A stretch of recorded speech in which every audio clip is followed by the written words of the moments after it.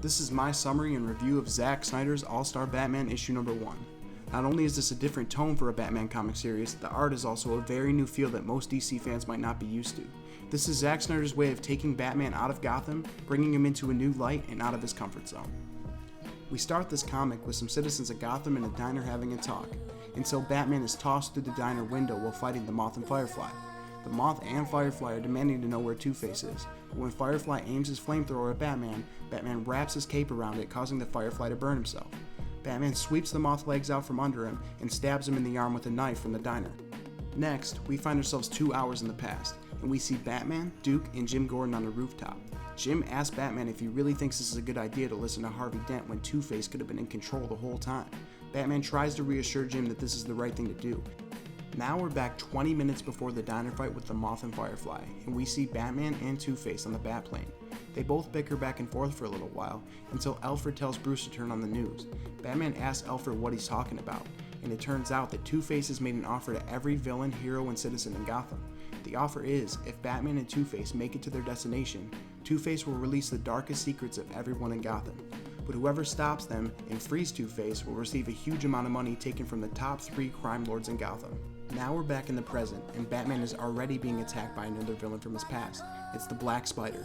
Batman makes short work of the Black Spider and is about to re-enter the Batplane when the people from the diner stop him and hold him at gunpoint. They say they need the money that Two-Face is offering, and a woman shoots him in the back as he tries to get away. When Harvey gets out of the Batplane, he disappears into the grass along with Batman.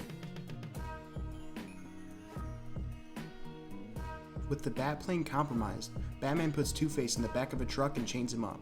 Soon after, he contacts Alfred and says that he's going to cut communications because someone close might be working with Two-Face. The comic ends with Alfred saying he's sorry to Batman, leading us to believe that Alfred must be the one who's been working with him. Now here's my review. Considering Detective Comics is on issue 900 and something, it's definitely refreshing to get a brand new Batman story. After the first read, I was a little skeptical about this comic, especially because the last 5 to 10 pages of each comic is dedicated to Duke's training, the Cursed Wheel storyline. But if you look at All-Star Batman and the Cursed Wheel completely separate, they both are really awesome Batman comics, and I can't wait to read more. The art took some getting used to, but this is all around a really solid comic with a pretty good plot. I give it a 7 out of 10. The reason I'm giving this a 7 out of 10 is because a few times I found myself going back to try and find out what part of the timeline I was in. And honestly, I could really do without the Cursed Wheel being at the end of All-Star Batman. I really wish they would have just done that separately and kept Duke's origin its own thing. But if you guys made it through my whole first video, I appreciate it so much, and I hope that you subscribe and come back for more, because there will be more. Thanks a lot.